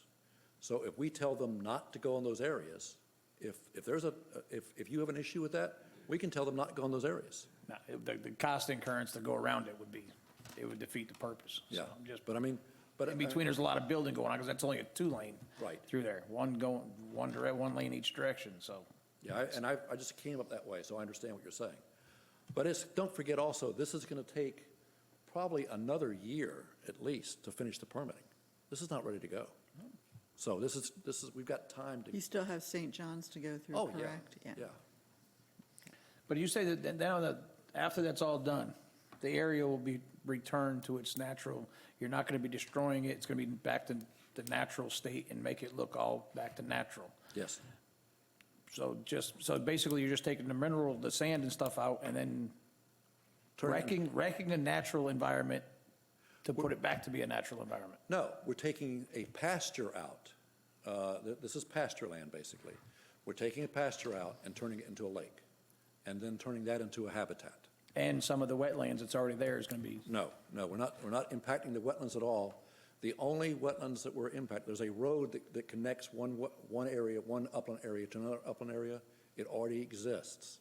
It will have to be enhanced a little bit in order to provide for the connection between these two upland areas. That's it. In fact, we could return that when we're done with that, as far as we're concerned. But the important thing is that we will have no impact on those wetland ecosystems. That was really important to us as part of this. And so when we're done, we will have some of the pasture that will be taken out. They'll be turned into lakes and into littoral shelf, wetland habitat. but all the wetlands will be preserved. Yeah, I see the overall view of the picture of it, right in the middle of it, already has an existing lake No, or water. It shows no, that. there's no, He's referring to the Savannah. oh, okay. Yeah, the Savannah. Yeah, You- that's a, I that's a mean, Okay, wetland. that's the Savannah, that's encompassing not, right- okay. Yeah, that's a That was wetland area. unclear. Yeah, That whole thing is a lake here, so digging all the way around, you're not going to impact that at all. no, it's not a lake, it's a wetland area, and we are not allowed to impact it. So when we're doing our St. John's permitting, they will not allow us to do this in any manner that will impact that wetland That's area. Savannah. Right. Okay, that's it. Okay. Mr. Gonzalez, any last comment or questions for Mr.? The acceleration rate of a truck that's loaded is quite lengthy. It's 2 to 3 minutes. To put a dump truck on a 45-mile-an-hour road with a acceleration rate of 2 to 3 minutes, I think out of just safety reason, we should have thinking, at least put it on the table to put a temporary traffic control device. Because you said earlier that a residential will do the same impact. That's incorrect. A vehicle has a much higher acceleration rate, which will, with an acceleration rate, it'll reach to 40 miles an hour or 45 miles an hour, 415. A dump truck will never do it. You can stick nitrous in that thing, it'll never do it. Let me make a suggestion. I can go back to our traffic engineer and ask if there are some things that we can do to deal with the merging of traffic, which is what we're talking about here, the merging of this traffic with the 415 traffic in such a way where it makes it safer. Because again, our goal is to be absolutely safe. That's everything we're trying to accomplish. And if that means, now, one of the things I've done in the past is at the 415 one, we actually created some signage on there that indicated that trucks were entering the highway. And again, we never had an accident whatsoever. There was never a problem with the trucks entering the highway, and that was a straightaway with the traffic being much faster on a two-lane highway. Oh, sure, please, Mark. Mark Doust again. There are advance warning signs, so there's plenty of signage that's in advance alerting people who are traveling the road that trucks are entering the highway. What's good about this location is it is a 4-lane road. So those trucks decelerate and accelerate in the outside lane, leaving one lane, for people to be able to maintain speed. And that's what really helps us here is the fact that it's a 4-lane road. Don't get me wrong, I'm all for the project. The project sounds like a great project. But to what you stated earlier today, you said this is not going to impact 415. Now, you just said that there's going to be signs all up and down the road saying that there's going to be vehicles coming in. So that is a margin of impact that we're talking about. So you are impacting 415 if you're putting signs halfway down the road saying, be careful, there's trucks coming on the road. Yeah, I mean, it's just good. So, it's a little bit skewed. Yeah, it's good traffic sense to advise the traveling public if there's anything unusual. If we have trucks that are entering the highway, you see those signs, very common. In this case, we normally have 2 or 3 in advance, just so they know about it. And they'll get, people will get used to it, and they'll recognize if they travel that way a lot, that trucks are there. And that's why, again, that extra lane in the same direction really, really helps us here. And I should tell you, I was trying to quote what the traffic engineer told us. Right. It said clearly that it's low impact. It said, right, no significant impacts, and so. That's not true. Well, I mean, all I can tell you is what We're not our gonna- traffic engineer said. We're That's not my going to have problem. an argument on this. We'll have to just- But I appreciate what you're saying, and Sure. I can continue to work on that. Yeah. I think safety is an issue. Mr. Storch, I have a couple of questions. Sure. One, you alluded to the road project going from the east side, from 95, that will connect with I-4. Yes. Okay, that's new information to me. I understood that Maytown was going to be widened and then connected to 415 and Doyle. Yes. But are you talking about Doyle being widened in that location as well? No, I was talking about the fact that ultimately, this area we're talking about, which is on the east side of 415. Right. That area will have a segment of that Doyle-Maytown Road connection Okay. going through it. That's already in, I And- think you've already had that design, or not design, but the alignment. That's correct. The alignment's already been accepted by Okay. the county. Okay. And so ultimately, and then that segment will ultimately then connect to a realigned Doyle that will be north of where the current alignment is. And that will then come Will that back. be through the Advent property? It's no longer the Advent property. They sold it, I know, they sold it, but that piece of property? is Yeah, it? it's, Okay. it was, All in right. fact, that's the part of the Pell, it was part of a Pell property. Okay, But yes, that will now, the whole idea there was to avoid impacts to Osteen. okay, thank you for that, wel- because it's, second question, on the PLDRC at the county, did Wanda Van Dam hear this? Was she on there? Do you remember? I'm trying to remember, I I mean, didn't talk to her about this. I met with Wanda in advance on this for several times. Okay. To make sure that we had addressed her concerns, as you can imagine. And you've addressed Scout's Honor, you've addressed her concerns? Yeah, I mean, she told me, yes, you addressed Okay, my 'cause concerns. She's So as far as I the know, spokesman for Osteen. well, I mean, I considered her I was talking to her as an individual as well. I mean, if she's a spokesman, that's great. But I thought it was important for her to review this. Okay, And so I've tried to deal with this. And again, one of the things that I think Wanda liked, and again, this is an issue, is that by taking this and putting this into a lake, it does take away, oh, is that you? it's me, sorry. Is that Kathy calling you? It's not, surprisingly. Right. Not the first time. But by doing that, it does in fact take away density. And- Well, I want to talk about that. Okay, I want to talk about that because I understand you are taking away the density for the land that will then be impacted by the lakes. correct. However, future land use, you said that your client will stipulate to removal of existing entitled density for all lake areas. Would they stipulate to not coming back to Deltona and asking for housing to be placed on there because they've already met their economic value of that property? Yeah, I mean, I think that's something we can certainly talk to him about. The idea of stipulating to the excavation is because natural lake areas are excluded from wetland or from density. But yeah, I know, but this is not a natural lake. Exactly. So when I'm doing this, I'm saying at the same time, I'm stipulating that this will be treated as a natural lake area, and therefore removing density from it. But I'm talking about in the future, because I heard Ms. Burke's comment and some other comments that when this land is reclaimed, Right. and there's these 61 acres of lakes out there. Right. That makes that even more valuable, potentially valuable for development, and this doesn't indicate that in fact that it stays ag or rural. It doesn't really say that. So It that's what I'm doesn't. trying to see if what I'm trying to avoid is them I know it. coming That's- back. That's to- exactly it. The way we've got this designed, we did it intentionally to prevent that from happening. So, for additional development coming in. For instance, at one point with the buffers that we had, we would have been able to put a line of homes around some of these lakes. But because of the buffers that we've If changed. you were approved for rezoning, you would. Yeah. I mean, you can't do it now. No, but although I will tell you the comp plan specifically provides for it. I mean, it provides for fairly decent density residential.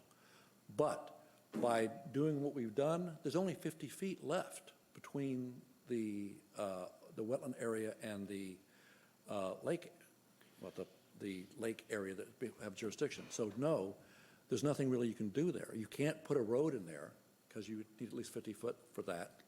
So you can't. And you won't actually- impact the savanna. No, no, and I can, how about? So you're this? what you're saying to me is that there isn't enough uplands left? That's correct. But I'll tell you what I will do, because I believe that my client will agree to this. I'll agree to put a conservation easement on that savanna area, Okay, and that will, I think, solve that problem. that would solve that problem for me. Okay. Okay, any other, Mr. Rodriguez? Yes, I have a question about going back at manager available to address issues 24 hours a day, conflict resolution, right? Yes. Okay, all right, very well. Hold on, I'm not finished there. Yeah, in fact, I will tell you this, one of the things we do also is we give his phone number, his cell phone as well, to any neighbor around it, so they also have it. I guess the question would be, would it be answered? Harvin, will it be answered? Yes. Yeah. My other question is about the bond for reclamation and restoration of vegetation, is what it says here. Right. But let's say that this project goes belly up. What happened to the area that I would call it for lack of a better word, destroyed in the process? That's correct. So what happens is, at that point, you have a bond that will calculate the amount it takes to get this to a point where it's a stabilized natural system. So all the littoral planning material that we were required to do before, all that is included in your bond costs. So that's already there for the bond cost. If you have not dug out sufficient amount for water retention, it may require us to dig out sufficient amounts for water retention, because the bottom line is this bond is supposed to guarantee that what we're agreeing to actually takes place. So what this bond is going to do, let's say if the project goes belly up, somebody will come behind and finish it? Well, actually, the city would be allowed to do that, because the city would be the bondholder. So the bondholders, you got two bondholders in this case, right? No, just the city. Well, yeah, I guess you're right, because the county would also be a bondholder, because for the county section. So the bond is to restore even if the project is unfinished? That's the whole purpose of the bond. Okay, all right, thank you. And here's the other thing. If we don't do it within the time frame that we're required to do it, the bond comes up, and all of a sudden you're entitled to the bond and to do it. Because we're required to do this, if I remember correctly, within 5 years. Yeah. Okay, thank you, thank you. Okay. Okay. Mr. Paradise, is there anything you would like to add after hearing this presentation? And if there is a motion to be made, are there any adjustments to the motion that you would like us to make to vote on up or down? Yes, I took some notes about, the Savannah, and also I like to just, have a consensus that we can continue to work with the applicant here on language about, future activities on this property, and, create a condition that if there's ever some sort of idea of which to develop this property at whatever limited capacity it could support, that need to come back through as a major amendment to the City Planning and Zoning Board and ultimately the City Commission. I would also suggest that during the site plan review process, that we be required to examine and make certain that the traffic issues have been addressed. Yeah, I think, we're going to, kind of look to make some parallels between, conditions in the DA and in the site plan as well. Okay. Because we still have to go through a site plan review process. Okay. Oh, can I ask one favor? I know that there are folks who are going to come up and ask questions or make statements. Is there any chance that I could come up afterwards and Yes. answer some of those questions? We'll allow that. Oh, thank you. We'll allow that. Okay, we'll go to public participation. Mr. Pochowski? Madam Chair, I think some of the public participants have not been sworn in. In the spirit of pro bono work, Mr. Storch, can you swear in these witnesses, please? I can try.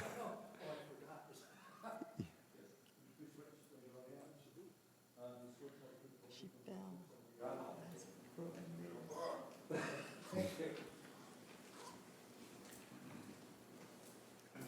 Okay, if you can give us your name and address for the record, and public participation is 4 minutes, please. Thank you.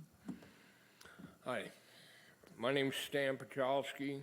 I'm 23-year resident of part of this map here. I don't want to get up here and rant, I got the letter literally less than 24 hours ago. It was mailed a week ago today, and I checked my mailbox last night, and hello. So I'm unprepared, so I don't want to sit here and rant. But this map is this was done before the widening of 415. The gentleman here described this area as not being a lake. Can you direct your comments to the? Oh, I'm sorry. I'm Thank you. sorry. Well, we can't hear you real good unless. Okay. This gentleman that just spoke behind me described this savanna as being a big field. Okay, since 1972, the aerial photographs taken every year, and I do this because people keep calling my property wetlands. It's been bone dry for every year but 3 until they finish the 415 widening project.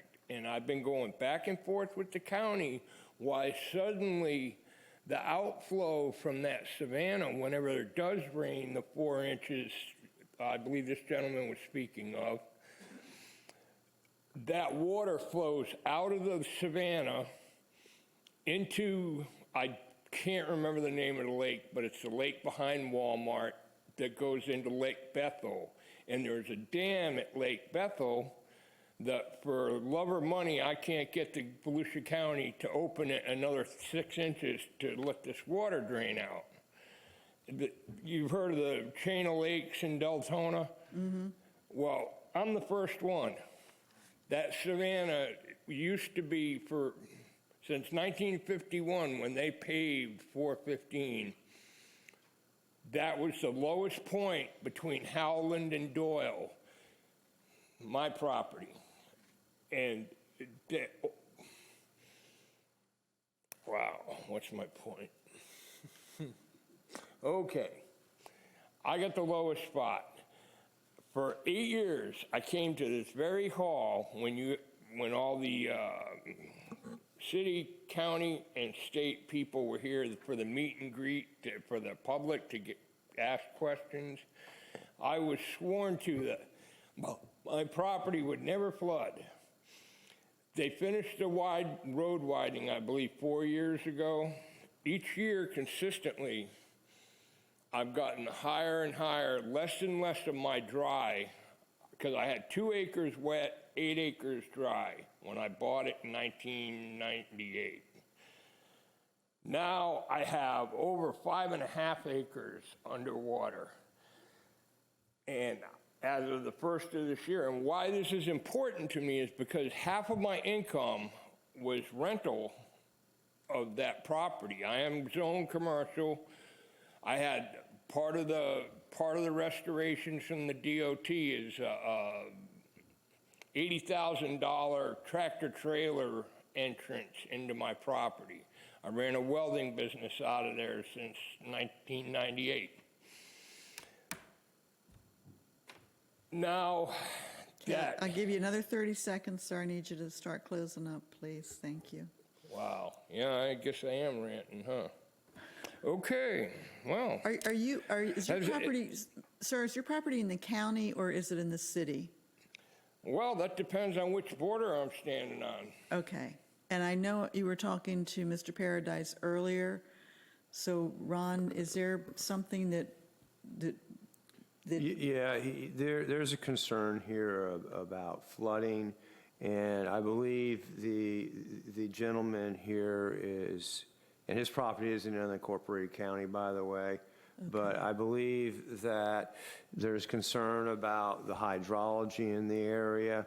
I think some of the concerns are not really associated with what happens to the excavation, and more associated with maybe roadway improvements and regional drainage patterns and so forth.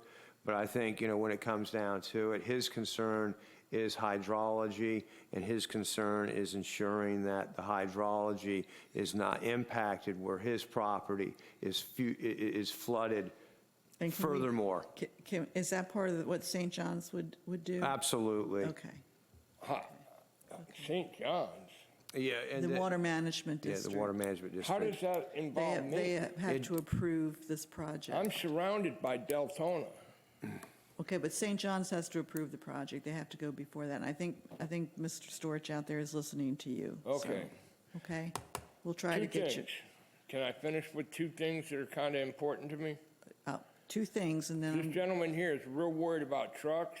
I sleep 107 feet, my bedroom window, from the curbstone of 415, which is 800 yards from where those trucks are going to be entering. And I can tell you, has anybody got a current census of the daily traffic on 415? Because if you think the 200 trucks a day is not going to affect the mess that's out there now, you are insane. okay. And I'm sorry, What is your second concern, sir? I want to know if anybody's done an actual recent census of 415 traffic. As of 2 years before they finished the road project, it was 120,000 cars a day. There is a traffic report, and we can get you a copy of the traffic analysis that was How done for about this the police project. reports for the speeding ticket Sir, for Thank you. DOT vehicles? thank you. Thank you. Who, I had one more thing. no, you're done. Oh, yes. Thank you. Yeah.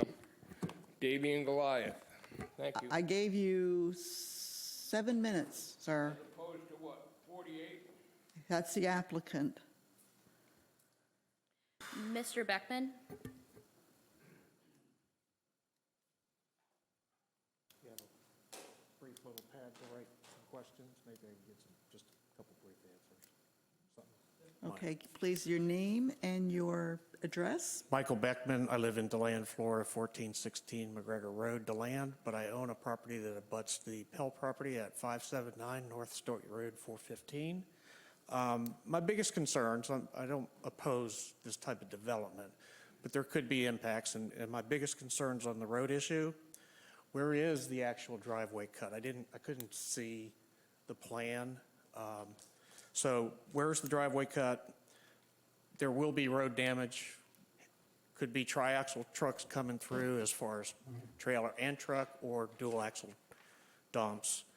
You know, I was involved in trying to get a project approved up on Highway 11, so I know there are impacts related to this, and we looked at some things, and I've done some land development in my days. Are there bonds for the road damage, possibly to 415? I hope that's incorporated in the bond. If it isn't, it should be, because there will be problems with the road. That many trucks, there's going to be issues. So I would look at possible bond issues related to that if it's not covered. You know, again, types of trucks, dual axle dump is one vehicle. A triaxle is a trailer and a truck. The tris are big. They are slow. So there will be issues related to 415. I agree with some of your concerns, but it's just a concern. And again, I abut, and it's a residential home, and there's a couple other residential homes there. The other concern, hours of operations. 6 is very early. There are some residential people that live there, and I think it is a concern. So I don't know if that can be addressed with the county issue, because I don't know what's trying to be approved with the county, because I'm impacted by this because of where it's at. It is an unincorporated property that has a residential home on it. So the 6 to 5, I think, is early. If it could go back to 7 to 6, still give them the same time frame, might be a better option. I don't know where that plays in all the development issues related to it. And the hydraulic impacts, I think, are there. They could acerbate further with these 4 or 5 residential properties on this little stretch of road where my house is also. It's a rental property. I bought it as an investment, but I don't want it to, again, as the one individual expressed, his hydraulics have changed. And there's been issues in the Orange City area where they did a massive retention pond, and it destroyed 1 or 2 properties on Miller Road completely. So I think there might be some concerns related to hydraulics there. So I do have some wetlands on mine.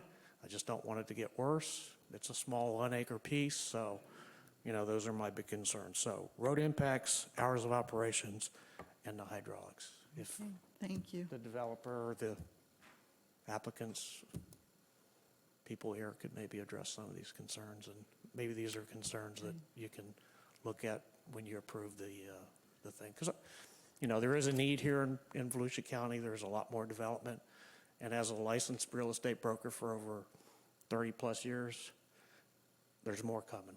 So we just need to be prepared. Thank you. But do it wisely. Do it wisely. Thank you. Do we have other public participation? That concludes our public participation. Mr. Storch, I'll give you a few moments to address the concerns expressed by the public, and then we'll go to the commission. Thank you very much. Well, first of all, it is always important to me that neighbors their concerns are resolved. And so I will be talking to both these neighbors, as a matter of fact, and make sure we can resolve their concerns. The hydrological concerns, you know, I think you're right. I don't think that's going to be that's us impacting, but there may be some other things I can do to help solve that problem. The issue of too much water is not the problem with you when you have a lake area. Typically, the concern is that you're taking water away from areas. So I'm not worried about that as well. The road damage, there typically is a bond for that, to make sure that there is, when you're getting your permits, to make sure that there is no road damage. If there is, then there's a bond to provide for it. As far as the time, 6 to 5, 7 to 6, I think we can live with either, whatever is your preference. We thought the 6 to 5 was better because it took traffic out during the peak hour, which is 5 to 6, but it's up to you guys. Okay. Okay? Okay. And again, I'll be working with both these guys to make sure that Thank you. that it's important to show that we can solve their issues. And if we come up with additional ways to do that, additional stipulations, I'll let Ron know, and we'll place them in the package for the proposed PUD. Okay, I appreciate that, Mr. Storch. Okay, we're back to the commission, and we need to have a motion before we go to discussion. So is there a motion to put on the floor? I'd like to make a motion to approve Okay. ordinance number 11-2022, an ordinance in the city of Deltona to amend official zoning map to rezone 197 acres of land located east of State Road 415 and west of Keel Hall Road from county rezoning classification RCA1 to RA to City of Deltona Business Plan Unit Development for the purpose of excavation.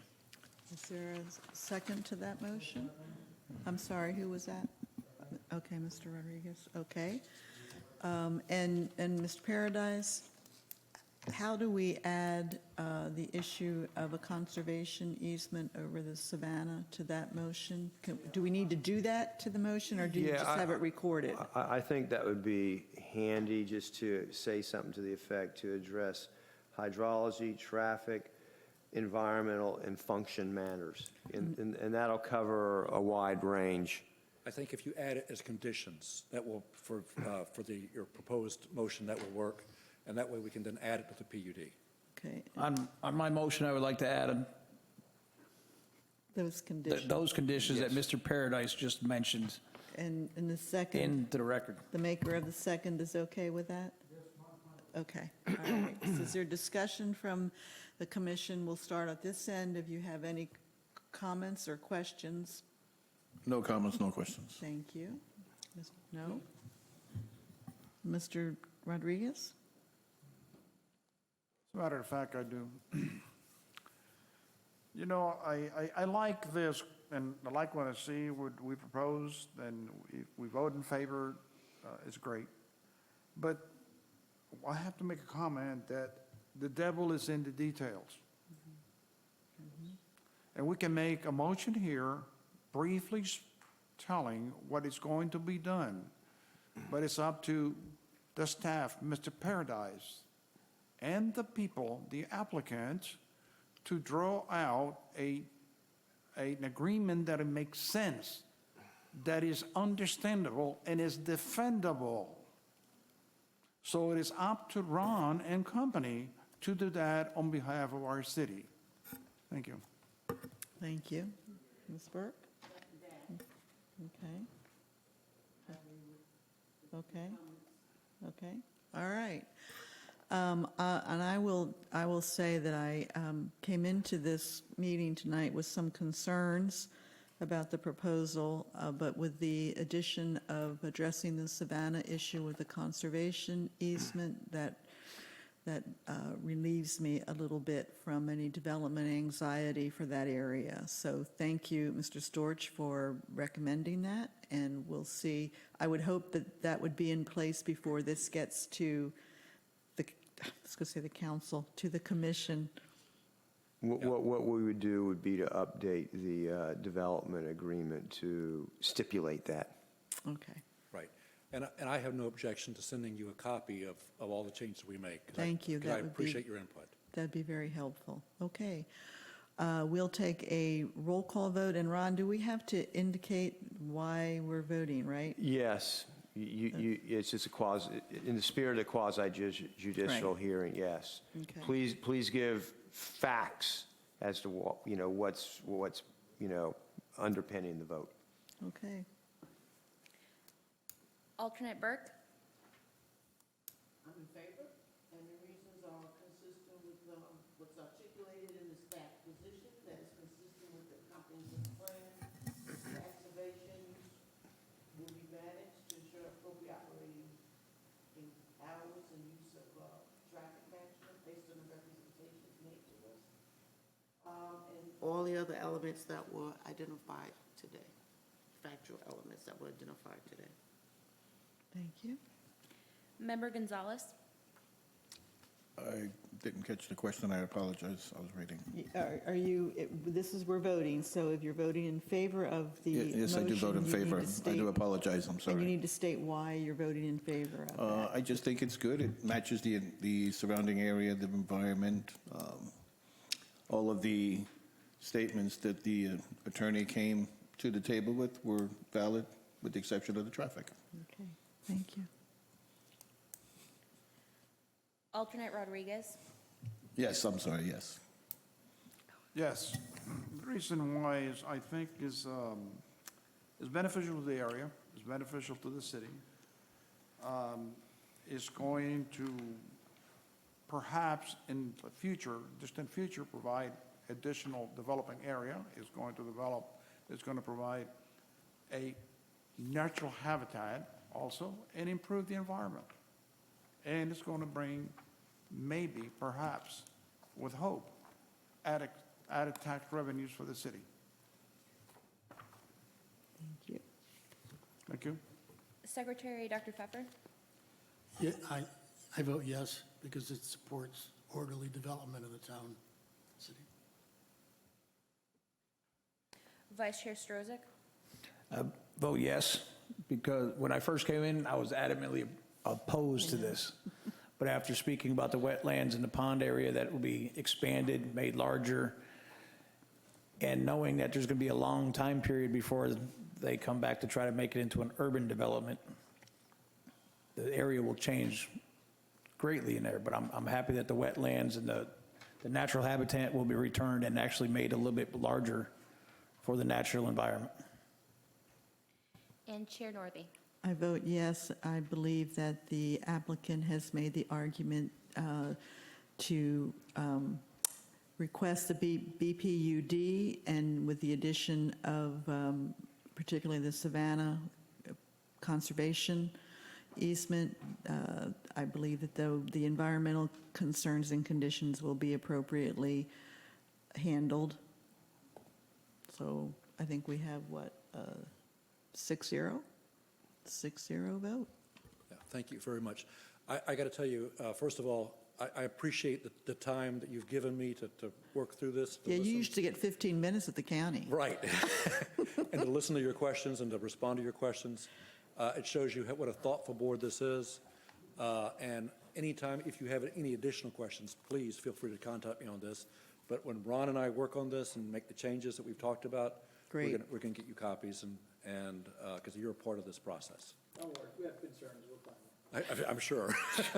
Thank you. Thank you very much. Mr. Storch. Thank you, Mr. Dowse. Thank you, public. And with that, is there any Can I make another staff motion? comments? Wait a minute, we have to do staff comments. Is there any staff comments to offer? Yeah, really quick. We have reached out to the school district. Right. And we are trying to get planner Stephanie Doster over here to give a presentation to the PZ board on school concurrency matters here in Volusia County. She hasn't made a commitment, but, you know, we may be able to get her here in May or June. I'm not sure. Okay, that'd be great. We're looking forward to that. Yeah, we're we're going to have that recorded and put on the city's, make it available on the great city's idea. webpage. So, you know, all that are, you know, concerned about that topic can, you know, participate in the educational opportunity. Okay, thank you very much. That concludes staff comments. Is there any board committee member comments? Any final comments from anybody? See, okay, and then we will entertain an adjournment. A motion to adjourn. Motion to adjourn and seconded, and we're all in favor. We're adjourned.